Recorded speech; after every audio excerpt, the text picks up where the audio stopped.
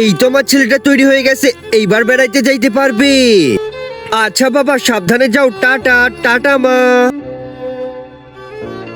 এই তো আমরা পৌঁছে গেছি। ওই দেখো বাবা, কত সুন্দর দৃশ্য। বাবা বাবা, আমি এই খেলনাটা নিলাম। এই দেখো বাবা, কতগুলো খেলনা। আরে এই খেলনাগুলো তো আমার ভাইয়ের অনেক পছন্দ। এক কাজ করি, কয়েকটা খেলনা ওর জন্য নিয়ে যাই।